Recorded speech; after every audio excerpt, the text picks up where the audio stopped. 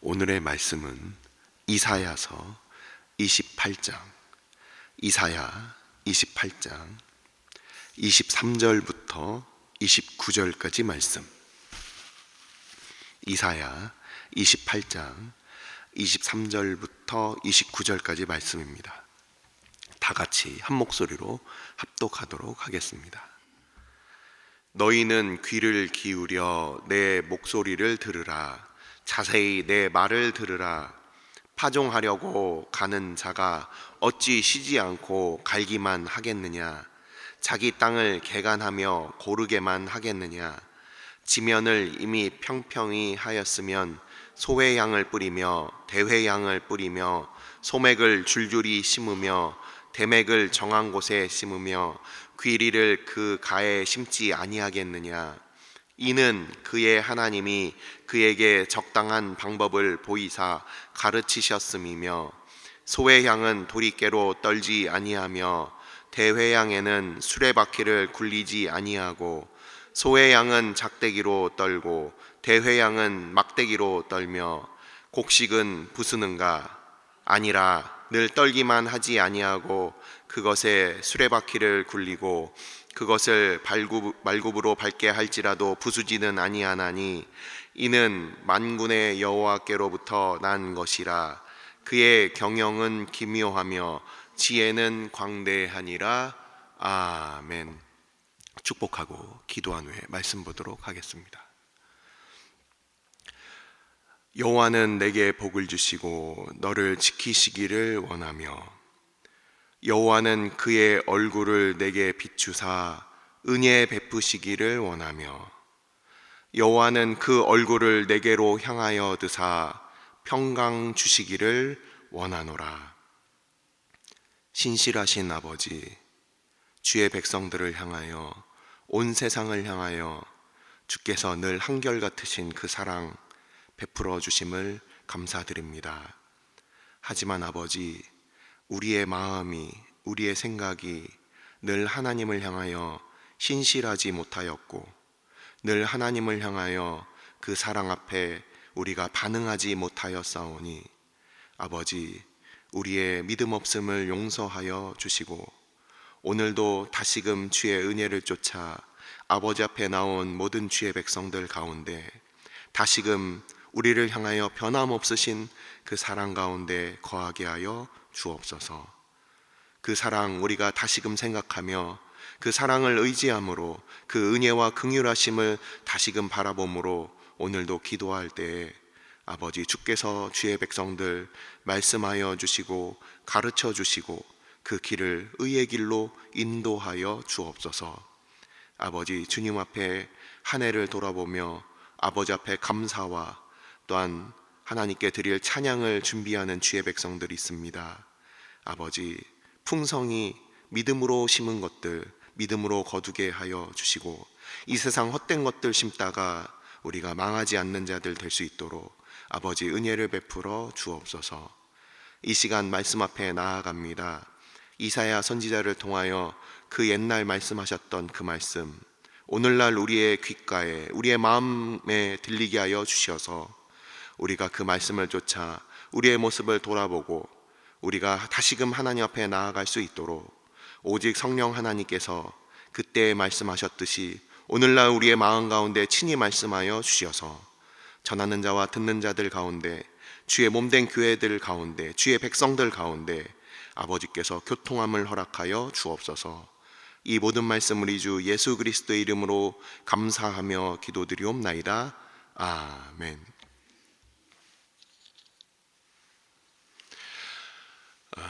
이사야 말씀을 이제 석 달째 이제 우리가 들어가게 됩니다. 이사야서 말씀이 이번 달까지 해서 39장까지 총 66장을 한꺼번에 진행하는 게 아니고, 날마다 솟는 샘물은 이번 달 마지막까지 해서 1장부터 39장까지의 말씀으로 이제 이사야서를 금년에 마무리를 합니다. 이사야서 지금까지 제가 첫 시간과 그리고 두 번째 달 첫 시간, 그리고 이번에 세 번째 달이 되어서 다시금 전체를 큰 그림을 다시금 알려드리고서 오늘 본문으로 들어가도록 하겠습니다. 이사야서 말씀은 1장부터 12장까지 말씀이 그 유대와 이스라엘에 대하여 심판을 하시는 부분이에요. 경고와 심판을 예언하시는 장면이 1장부터 12장까지가 나와 있습니다. 그리고 13장부터 23장까지가 열방에 대한 심판을 말씀을 하고 계시는 거예요.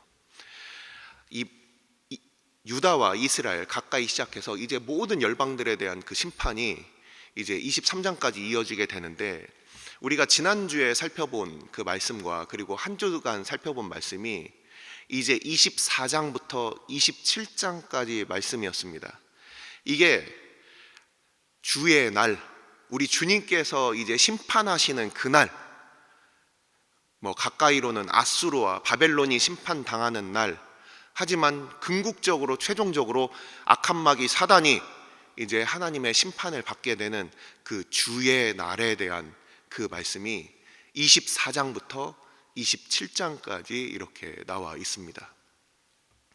우리가 목요일부터 살펴본 수요일부터 살펴본 이 28장 말씀은 이제 28장부터 이제 39장까지 말씀으로 이어지게 되는데, 28장부터 34장까지 말씀이 이 이전에 있었던 이 경고가 이제 구체적으로 드러나는 역사적인 사건들이 이제 나오게 되는 겁니다.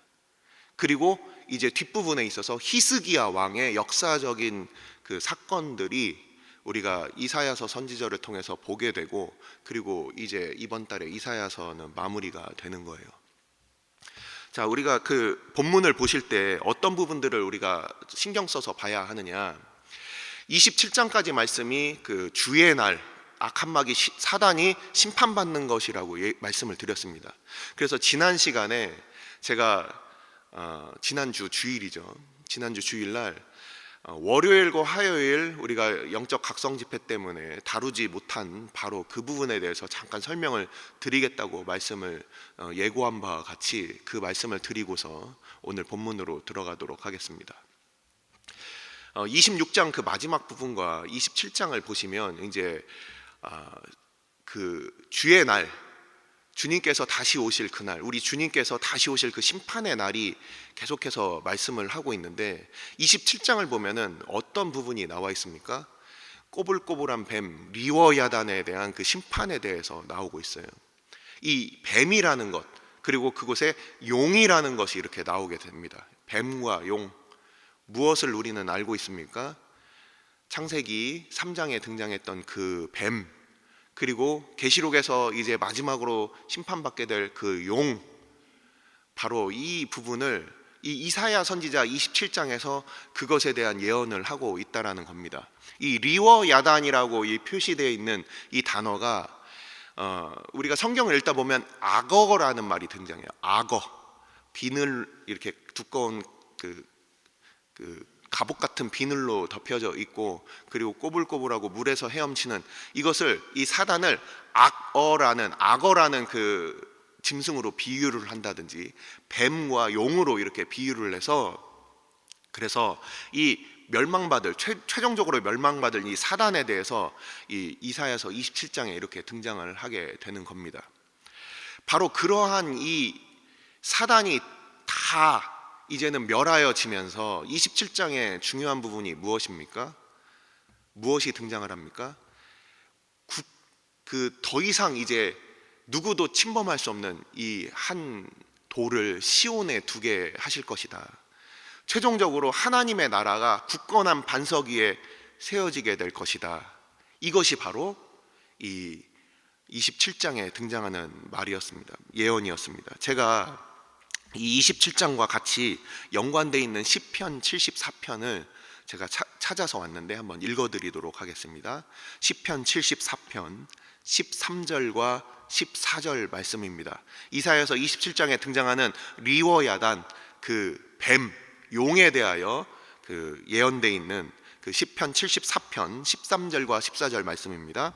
주께서 주의 능력으로 바다를 나누시고 물 가운데 용들의 머리를 깨뜨리셨으며 리워야단의 머리를 부수시고 그것을 사막에 사는 자에게 음식물로 주셨으며. 아멘. 물에서 활동하는 이 리워야단이 이제는 더 이상 힘을 쓰지 못하도록 이 사막에 있는 자에게 던지신다는 이 말씀이, 여기 보시면은 그 용과 뱀의 그 리워야단의 머리를 상하게 한다. 이것이 바로 우리가 그 원시복음에 등장하고 있는 바로 뱀의 머리를 상하게 할 것이다. 메시아께서 오시면 그 뱀의 권세를 다 이제 무너뜨리고 더 이상 힘쓰지 못하는, 사망과 죽음이 더 이상 힘쓰지 못하는 바로 그 심판을 내리실 것이다. 이것이 바로 이사야서 27장에 등장하는 리워 야단에 대한 그 심판의 메시지가 등장을 합니다. 그래서 이제 최종적으로 이 이사야서 27장을 보시면 계시록과 함께 이어서 같이 보시면 이해가 훨씬 더 좋습니다. 이제 뱀과 용과 모든 사단이 이제는 무정행에 갇히게 되고, 그리고 더 이상 힘을 쓸 수 없는 최종적인 그 심판의 주의 날이 오게 될 것이다. 이것이 바로 27장에 나타나는 이사야 선지자의 그 예언의 말씀이에요. 자, 우리는 지금까지 이사야서를 보면서 다시금 그 내용을 복습을 하면, 이스라엘과 유다가 왜 망하게 되었느냐? 그들이 우상을 섬겼다. 하나님보다 자기를 위하여 뭔가 만들어낸 것들, 눈에 보이는 것들을 붙잡고 있었다. 그리고 그것으로 인하여 그들의 마음이 높아졌다, 교만하여졌다. 그로 말미암아 하나님께서는 그들을 심판하셨다. 이 부분을 우리는 보았습니다. 그리고 그 교만의 선상에 서 있던 수많은 나라들, 이스라엘과 유다가 마음이 높아졌는데 그것보다 더 큰 나라 앞에서는 속수무책 당할 수밖에 없는, 어쩌면 우리들이 최종적으로 지존하신 그 하나님을 버리고 우리 안에 있는 높아진 무엇인가를 그 섬기게 될 때 하나님께서는 여지없이 그것들을 다 회파하시며, 뿐만 아니라 그것들을 회파하게 하신 그거보다 좀 더 높은 그 교만한 이방 나라들까지도 다 이제 멸하신다. 이런 내용들이 지금까지의 내용이었습니다. 자, 28장으로 넘어가겠습니다. 자, 28장은 크게 세 부분으로 나눌 수가 있습니다. 1절부터 13절까지 첫 단락이 있어요. 그리고 14절부터 오늘 읽은 부분에 있어서 22절까지 두 번째 단락입니다. 그리고 23절부터 마지막 절까지가 세 번째 단락이에요. 오늘 우리가 읽은 부분이 이 세 번째 단락입니다. 자, 28장부터 시작되는 이 구체적으로 이제 드러나게 되는 바로 이제 유다와 이스라엘, 그리고 이 심판들이 어떻게 이제 역사적으로 진행이 되는지 그 개관이 이제 처음에 나오게 되는 거예요. 28장을 보시면은 처음에 1절부터 13절까지를 보시면 어떤 부분이 나와 있습니까? 자, 1절을 보시면 에브라임이라는 부분이 나와 있어요. 그 강호경 목사님이 그 에브라임에 대해서 설명을 해 주셨습니다. 주중에 에브라임이라는 것은 당시에 요셉 지파에 있어서 실제 두 번째 차자였죠. 차자. 장자가 므낫세고 차자가 에브라임이었습니다. 하지만 야곱이 좌수와 우수를 바꿔서 그들에게 이렇게 안수를 함으로 에브라임이 두 배의 열매라는 그 이름을 가진 것처럼 장자의 권세를 갖게 됩니다. 그래서 에브라임이다 하면은 이게 바로 북이스라엘을 나타내는 그 대표 명사가 되는 거예요. 그래서 에브라임 하면은 북이스라엘 10지파 중에서 가장 우두머리가 되는, 가장 장자가 되는 바로 그 지파 이름을 이야기를 하고 있죠. 그래서 28장 1절에 등장하는 이 에브라임, 즉 북이스라엘에 대한 이야기이고, 7절에 등장하는 부분이 뭐가 있습니까? 7절을 보시면 어떤 사람들이 등장을 합니까? 7절을 보시면 제사장, 선지자들이 등장을 합니다. 이 제사장은 당시에 이 예루살렘을 중심으로 활동을 했던 사람들이에요. 그렇기 때문에 이 1절에 등장하는 이 에브라임과 7절에 등장하는 이 제사장과 선지자들의 이 말씀을 종합해서 봤을 때 이 28장은 전체 이스라엘을 향하여 하시는 말씀이다라고 우리가 볼 수가 있는 거예요. 이 전체 이스라엘을 향하여 하나님께서는 무엇을 말씀하고 계시는가? 자, 그 첫 번째 단락이 무엇으로 끝납니까? 첫 번째 단락이 너희들 마음이 교만하여져서 안 된다. 이 에브라임에 있는 이 사람들, 그리고 유다에 있는 이 지도자들이 마음이 높아졌다, 교만하여졌다. 우리가 면면이 이사야서 전체를 관통하고 있는 바로 그 메시지가 다시 등장하는 겁니다. 북이스라엘의 지도자들이 자기에게 주신 그 풍성함으로 그들의 마음이 높아져서 그들이 하나님의 그 면류관 되심을 다 잊고, 그래서 하나님께서는 그들의 면류관을 벗겨서 다 땅에 밟히게 하시는 거예요. 바로 이 첫 번째 단락은 너희들의 마음이 높아졌다, 이 부분이고, 두 번째 단락은 어떻게 시작을 합니까? 예전에 그 표현과는 조금 다르게 그 표현이 되어 있는데요. 이전 성경과는 조금 다르죠. 이 14절 보시면은 이러므로 예루살렘에서 이 백성을 다스리는 너희 오만한 자여, 예전엔 경건한 자여 이렇게 개역 성경에는 쓰여져 있었는데, 이 머리가 이 고개를 높이 들고 그 교만한 백성을 얘기를 하는 겁니다. 교만의 그 뜻이 무엇입니까? 남들 앞에서 자랑하는 겁니까? 오늘 말씀으로 이어지는 부분이에요. 이 교만하다라는 게 어떤 의미입니까? 하나님의 말씀이 있어도 안 듣는다는 거예요. 내 고집이 앞서간다는 거예요. 하나님의 말씀이 내 욕심보다 그것이 크지 않다라는 거예요. 이 오만하다라는 것, 이 경건하다라는 것, 이것은 하나님의 말씀이 들려도 안 듣는다는 거예요. 지금까지 내가 살아온 나의 방식, 내가 알아왔던 나의 지식이 그것이 최고라는 거예요. 그래서 안 듣는다는 거예요.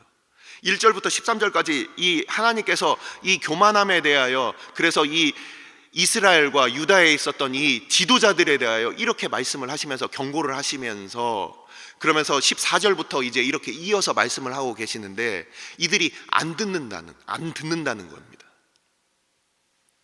그래서 이 16절에 그러므로 주 여호와께서 이같이 이르시되 보라 내가 한 돌을 시온에 두어 기초로 삼았노니 곧 시험한 돌이요 귀하고 견고한 기초돌이라 그것을 믿는 이는 다급하게 되지 아니하리로다. 우리 주님께서 오셔서 이 돌이 되셔서 이 위에 떨어진 자들이 다 부서지는 그런 일들이 실제 2000년 전에 일어났습니다. 당시의 종교 지도자였던 이 바리새인과 이 서기관들, 그리고 제사장들이 바로 이 주님의 말씀을 듣지 아니하고 그들의 생각을 변할 그런 회개하는 마음, 돌이키는 마음을 그들이 갖지 않았다는 겁니다. 바로 이렇게 28장은 시작을 하고 있습니다. 28장 오늘 읽은 이 뒷부분은 어떤 내용입니까? 농사에 대한 이야기가 나오고 있어요. 근데 시작하는 이 단어를 한번 보십시오. 너희는 귀를 기울여 내 목소리를 들으라. 자세히 내 말을 들으라. 이 말씀은 우리가 그동안 살펴봤던 이 잠언서에서 아버지가 아들에게 내가 이제 너에게 알려줄 테니까 잘 들어봐라, 이렇게 권면하시는 바로 그런 장면입니다. 잘 들어봐라. 지금까지 안 듣고 귀가 높아지고 오만하여서 듣지 못했던 너희들아, 이제 들을 사람들은 한번 들어봐라 하시면서 말씀을 하시는 거예요. 그러면서 농사에 대한 이야기를 하고 있습니다. 우리 지금 오늘 새벽에 나오신 우리 성도들 중에서 농사를 지어보신 분들도 계시고 전혀 농사에 대해서 아마 무지하신 분들도 계실 거예요. 저도 농사를 직접 지어본 경험은 없고 옆에서 돕거나 농화를 조금 가본 그런 일천한 경험밖에 없지만, 하지만 우리가 농사 짓는 것들을 이렇게 생각을 해보면서 우리가 이 본문을 보시면 좋을 것 같습니다. 이 본문에 보시면 이 농사에 대한 이야기가 나오는데, 우선 씨를 뿌리기 위해서 먼저 하는 일이 무엇입니까? 묵혀져 있던 땅을 그것을 쟁기로 쭉 갈아엎습니다.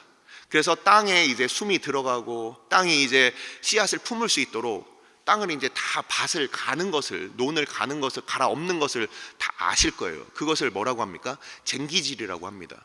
소를 앞에다 두고 또는 트랙터를 놓고서 바닥을 한번 다 이렇게 뒤집어 엎는 그런 일을 다 아실 겁니다. 근데 그 후에 하는 일이 무엇입니까? 논농사를 생각을 해보면 그 쟁기질한 다 갈아엎은 그 논에다가 물을 집어넣습니다. 물을 집어넣고 이제 그 속에 물이 잘 스며들도록 합니다. 그리고 나서 하는 일이 바로 모를 심는 것이 아니죠. 어떤 일을 합니까? 썰애질이라고 합니다. 썰애질. 그 물로 이제 그 축축하게 젖은 그 논에 대해서 이제 위를 평탄화시켜서 모를 심었을 때 어떤 모는 물 위로 솟아나거나 아니면 물 밑에 너무 잠기지 않도록 평탄화하는 작업을, 이걸 썰애질이라고 합니다. 바로 오늘 나오는 부분이 바로 이 썰애질이에요. 25절을 보시면 지면을 이미 평평히 하였으면, 이게 바로 밭을 다 쟁기질을 하고 나서 이제 평평히 하는 이 썰애질을 한다는 거예요. 그래서 논에 물을 채우고, 쟁기질한 논에 물을 채우고 이제 흙이 물을 다 머금었으면 그것을 이제 평평하게 만드는 것을 이야기를 합니다.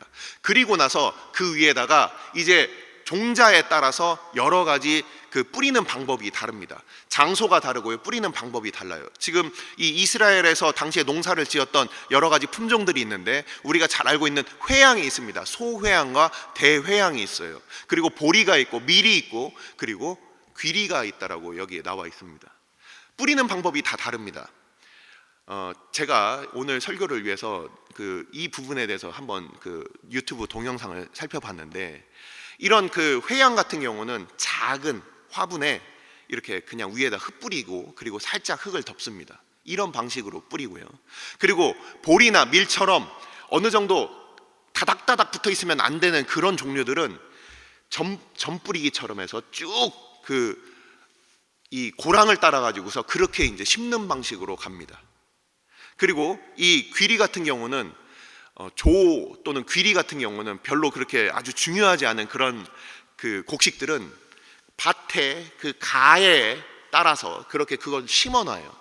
그러면 이곳은 밭이구나, 누구의 밭이구나, 누구의 땅이구나, 이걸 알게 만드는 바로 그런 종자를 심는 방식이에요. 그래서 종자마다, 씨앗마다 심는 방식이 서로 다르다, 이걸 나타내고 있어요. 아니 목사님, 이게 도대체 무슨 소리입니까? 왜 갑자기 이스라엘과 유다에 대한 이 뭔가 심판에 대한 말씀을 하는 것 같으면서 갑자기 농사일을 하나님께서 말씀하고 계십니까? 이 중간에 또 뒤를 보시면은 이 모든 것들을 다 심고 그리고 추수하는 장면도 이제 나옵니다. 어떻게 합니까? 소회양과 대회양이 어떻게 생긴 거냐면, 이렇게 가늘게 서로 엮여가지고 마치 솔잎처럼, 가는 솔잎처럼 이렇게 엮여서 자라는 그런 식물이에요. 근데 그 잎을, 순을 따가지고서 이것을 당시에 향신료로 사용했습니다. 양념처럼, 조미료처럼 사용한 거예요. 그러니까 이거는 아주 부들부들한 그런 열매예요. 그런 이파리고, 그리고 씨앗을 이제 또 얻어가지고 그거를 양념으로 사용한 거예요. 그래서 박하와 근채와 회양의 11조를 드린다, 이 표현이 마태복음에 나와 있는 이 표현이 바로 이 작은, 아주 작은 그런 농산물을 얘기하는 거예요.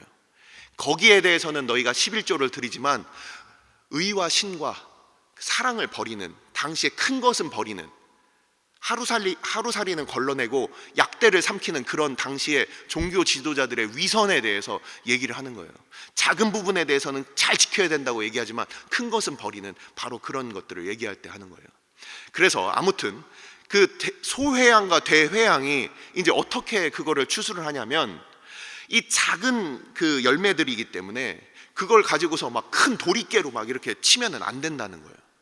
그것들을 씨를 털을 때는 작은 막대기로 살살살살살살 이렇게 털어서 추수를 해야 된다는 것이고, 그리고 보리나 밀 같은 것들은 어떻게 합니까? 다 베어가지고 탈곡을 한 다음에 어떻게 합니까? 그 위에 이 소나 말이 끄는 큰 널빤지 같은 게 있어요. 그 널빤지로 그 위를 막 지나갑니다. 보리나 밀의 단을 바닥에 펼쳐놓고, 딱딱한 바닥에 펼쳐놓고 그 위로 큰 나무판이나 나무 기둥같이 생긴 것을, 평평한 것을 가지고서 그 위를 막 돌아다니면, 그러면 그 나달이 이제 벗겨지고 나달이 떨어지게 되는 거예요. 그런 식으로 추수를 한다는 겁니다.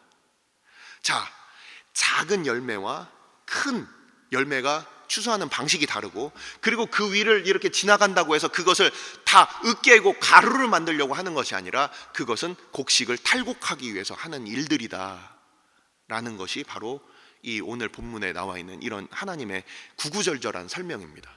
자, 하나님께서는 왜 이런 농사 얘기를 갑자기 꺼내시느냐, 자, 이 말씀을 드리고 이제 말씀을 마칠게요. 자, 이 농사를 누가 배웠느냐? 처음부터 아담이 알고 있었느냐? 가인이 알고 있었느냐? 그것이 아니다. 하나님께서 이 농사 짓는 방법을 알려주셨다는 거예요. 세계의 수많은 민족들의 신화들을 보고, 자기들의 전승들을 보면, 민족의 그런 설화들을 보면 누군가가 무엇인가를 인간에게 알려줬다라고 얘기를 하고 있어요. 중국의 삼황제라고 불리우는 이 신농씨, 복희씨 이런 사람들이 있어요. 근데 그 중에서 신농씨라는 사람이 중국에는 농사와 그리고 한약의 어떤 제조법을 알려줬다 이런 전설들이 있습니다. 이게 그냥 우연히 하늘로부터 이것을 받았다, 그렇게 사람들이 생각했을까? 그게 아니라는 거예요. 오늘 성경에 분명한 그 내용이 나와 있습니다. 뭐라고 되어 있습니까? 이도 만군의 여호와께로부터 난 것이라. 26절에 이는 그의 하나님이 그에게 적당한 방법을 보이사 가르치셨다. 이 세상에 이렇게 복잡한 농사 짓는 일도 하나님께서 하나님의 백성들에게 그것을 알려주셔서 이 방법을 알고 있지 않냐. 이 이스라엘 백성들은 아담이 하나님으로부터 그것을 배우고 받아서 그래서 그것을 하고 있다는 것을 그들은 알고 있었어요. 근데 이 이스라엘과 유다를 다스리는 이 정치 지도자들은 하나님으로부터 배우려고 하질 않는 거예요. 내 뜻대로, 내 고집대로 내 가정과 내 자신과 내 교회와 내가 눈에 보이는 것들을, 이 나라를 내가 내 생각대로 통치하려고 했다라는 겁니다. 이 농사일마저도 하나님으로부터 배웠는데 이 나라를 다스리는 것들을 하나님으로부터 배우지 않는 이 지도자들, 여기에 대해서 우리 주님께서는 답답함으로 이렇게 알려주시는 겁니다. 이렇게 아하스와 그리고 므낫세가 끊임없이 하나님 앞에 하나님의 뜻을 저버리고 자기 뜻대로 살아가면서 결국 유다까지 망하게 되는, 우리는 그 역사를 알고 있습니다. 하지만 이렇게 아수르가 쳐들어오고 그리고 나라의 절체절명의 그 위기 가운데 하나님으로부터 그 방법을 들은 한 사람이 있었으니 그 이름이 바로 히스기야입니다. 나중에 이 말씀, 이사야서의 이 말씀처럼 그 농사일도 하나님으로부터 배운 것처럼 우리의 가장 중요한 이 국가의 그 중요한 사항을 하나님께 그렇게 물어서 하나님으로부터 자기의 생명도, 나라의 국군의 그 위기 상황 가운데서도 그 구원을 이룬 사람이 바로 이 히스기야입니다. 자, 우리는 이 이전에 이스라엘 백성들과 유다의 백성들과 같이 하나님의 말씀을 무시하고 마음이 교만하여 높아져서 이제는 하나님의 말씀에 귀를 닫고 내 뜻대로 내 고집대로 그렇게 살 것이냐, 아니면 하나님의 말씀을 듣는 그 농사법을 처음에 우리가 먹고 사는 법을 배웠듯이 그렇게 하나님의 가르치심을 받을 것이냐, 이것을 이제 28장 이후부터 이제 나오는 이 이야기들, 이제 아리엘을 슬프게 부르는 바로 내일의 본문으로 이어지는 하나님의 이 부르짖음에 우리는 어떤 반응을 드릴 것입니까? 기도하시겠습니다. 이 시간 우리가 함께 기도할 때 하나님께서 농사법도 가르쳐 주시고 그리고 나라에 나아갈 방향도 하나님께서 알려주신다. 하나님께서 그 모든 것들을 지도하신다. 사단의 머리를 상하게 하시고 이 세상 모든 백성들 가운데 나팔을 부르심으로 그 백성들을 아수르로부터 해방시키시는 그 최종적인 그 구원을 베푸시는 분도 하나님이시고, 우리의 먹고 살 길, 그 농사법도 가르쳐 주신 분도 하나님이시고, 그 모든 것들이 다 하나님으로부터 오는데 당시의 이스라엘 백성들은 하나님으로부터 듣기를 싫어했다는 거예요. 우리는 우리 모습을 이 시간 돌아봅시다. 하나님으로부터 주님께서 우리에게 말씀하실 때 그 말씀을 듣기를 원하고 있습니까? 아니면 여전히 내 고집과 내 생각이, 나의 교만함이, 오만함이, 경건함이 하나님의 말씀을 뒤로 하고 나의 고집대로 살게 하고 있습니까? 이 시간 우리가 회개합시다. 주님, 우리의 마음이 언제부턴가 교만해진 것 같습니다. 내가 나의 생각과 나의 뜻이 하나님의 말씀보다 언제부터 앞서가고 있습니다. 아버지, 용서하여 주옵소서. 아버지, 다시금 주의 말씀으로 돌이키게 하여 주옵소서. 우리가 우리의 것들, 눈에 보이는 것들, 우리가 우상들을 우리가 섬기고 있습니까? 우리가 그것들을 의지하고 있습니까? 아버지, 용서하여 주옵소서. 아버지, 다시금 주의 말씀 듣게 하여 주시고 그 말씀 앞에 나아가 다시금 하나님의 말씀을 듣고 하나님의 다스리심과 통치를 받는 주의 백성, 주의 교회, 주의 가정들 될 수 있도록 아버지께서 우리 가운데 오늘도 가르쳐 주옵소서. 우리가 듣겠습니다. 우리가 하나님 앞에 겸손한 마음으로 이 시간 하나님 앞에 나아가도록 하겠습니다. 아버지께서 주의 백성들 주님께서 기억하여 주시고, 하나님의 백성들 주님께서 오늘도 친히 말씀하여 주시며, 농사를 통하여, 농사의 일들을 통하여 우리 가운데 다시금 하나님의 뜻을 가르쳐 주심을 감사를 드립니다. 농사의 그 복잡한 일들도 우리가 깨달아서 우리의 지혜로 할 수 없었음에 하나님께서 그것들을 가르쳐 주시고 이 땅 가운데 살아갈 지혜를 허락하여 주셨는데, 우리가 그 하나님의 그 가르치심을 속히 잊고 우리가 우리의 뜻과 우리의 고집 가운데 하나님의 말씀을 듣지 아니하는 오만함과 교만함과 경건함이 혹시 우리 가운데 있습니까? 우리를 용서하여 주옵소서. 주의 말씀을 듣지 못하고 우리의 생각과 우리의 경험과 우리의 지식으로 살아가는 우리의 모습들이 혹시 있습니까? 아버지께서 저희들 함께하여 주시고 주님께서 우리 가운데 말씀을 허락하여 주셔서 우리의 마음이 높아지지 아니하고 하나님을 향하여 우리의 마음이 늘 아버지 앞에 엎드리며 겸손하게 하나님의 뜻을 구할 수 있도록 인도하여 주옵소서. 그리하여 그 옛날 믿음의 백성들, 믿음의 왕들과 같이, 다윗과 같이, 히스기야와 같이 하나님 앞에 겸손히 하나님의 뜻을 구하는 주의 믿음의 백성들로 설 수 있도록 아버지께서 히스기야에게 주셨던 그 말씀, 주님 앞에 겸손히 했던 주의 믿음의 백성들과 같이 우리의 마음이 겸손히 행하게 하여 주시고, 주님 앞에 그 모든 일들을 하나님 앞에 기도함으로 주의 인도하심을 구하는 주의 믿음의 백성들로 서게 하여 주옵소서. 우리가 어디로 가야 할지, 무엇을 해야 할지, 누구를 만나야 할지 우리는 알지 못하오나 오직 아버지께서 우리의 발걸음을 인도하여 주시고 오직 주님께서 우리의 길을 지도하여 주옵소서. 오늘 주일은 특별히 오늘 주일 예배와 주일 사역을 위해 기도하는 날입니다.